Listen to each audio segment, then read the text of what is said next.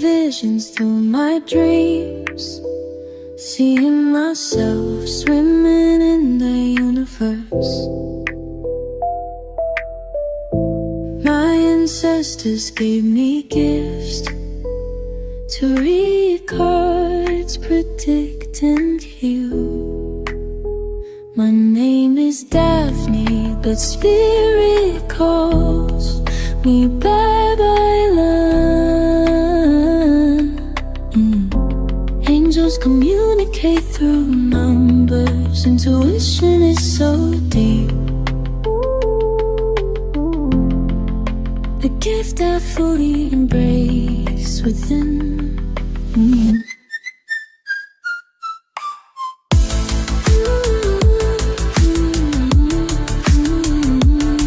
Hi everyone! Welcome po sa inyong almost personal reading. I want you to know that this is a general reading, so you may resonate po sa buong reading na ito or baka konti lang. Take what's only yours. I also want you to know that this is a timeless reading, no? So whenever you find the video, the message is also meant to find you. Now let's check kung ano po ang nangyayari sa paligid. I am seeing the Emperor and the Seven of Swords.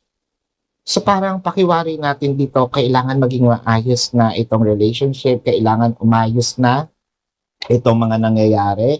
Dahil with the Seven of Swords, napapansin natin meron ditong, wow, the Seven of Swords.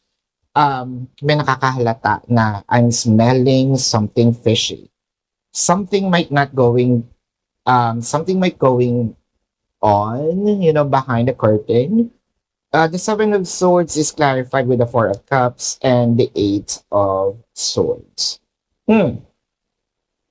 Bakit parang meron dito nakakaisip ng hindi naman yata ako gusto?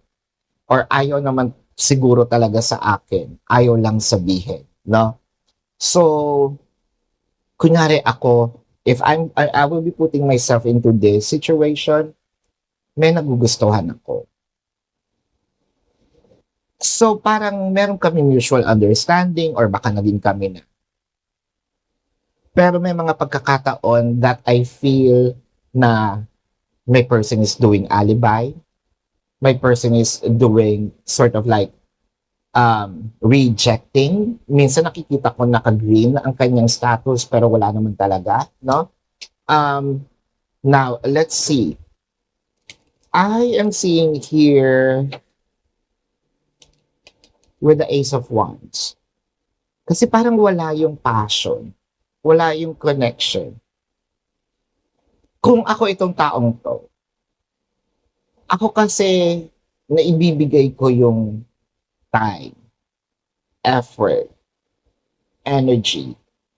Pero parang pag nanghihingi ako ng extra type ka person, parang laging may excuse. Parang ang lamig-lamig din.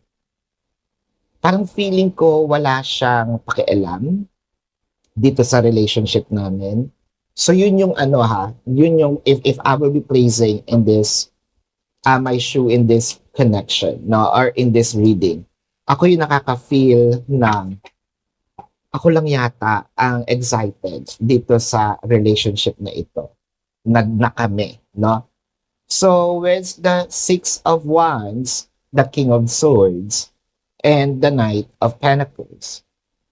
So, kahit wala naman akong nakikitang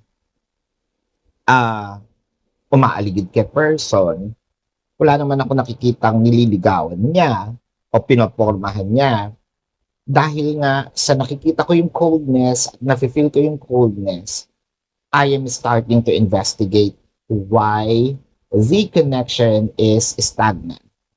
I am starting to investigate bakit hindi nagmamatch yung sinasabi ni person sa actions na ginagawa niya.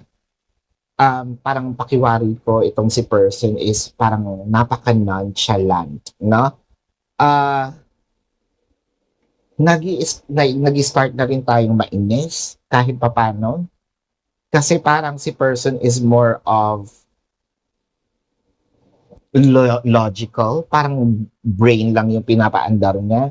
Parang, ano ba? AI ka ba?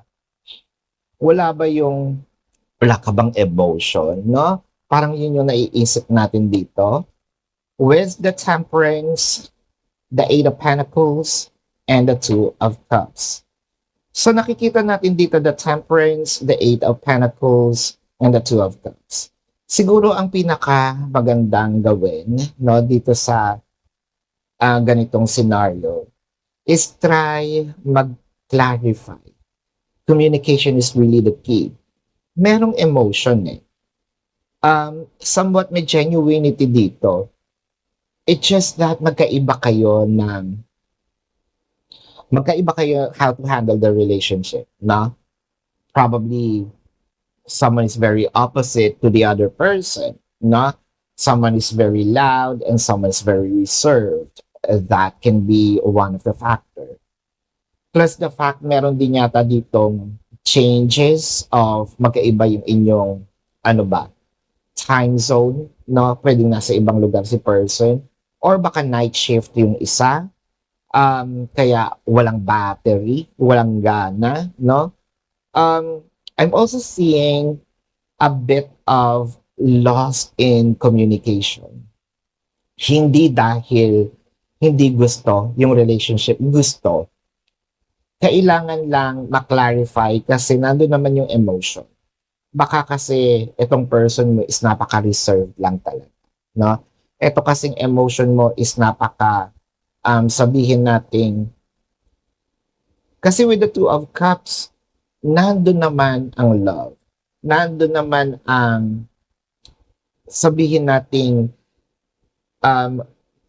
pwedeng gawin, no? As a lover, maging kayo. Kaso ang nawawala nga yung passion. So the Two of Cups is clarified with the Two of Wands. Sandali lang naman daw, and the Page of Swords. Right after the conversation, probably, no? Right after magkaroon kayo ng clarification nitong taong ito, kailangan malaman niya din. Maramdaman niya din kung ano yung nararamdaman mo through explanations, through words, no? Hindi kailangan sumigaw, hindi kailangan hindi kailangan sumigaw, hindi kailangan maging aggressive.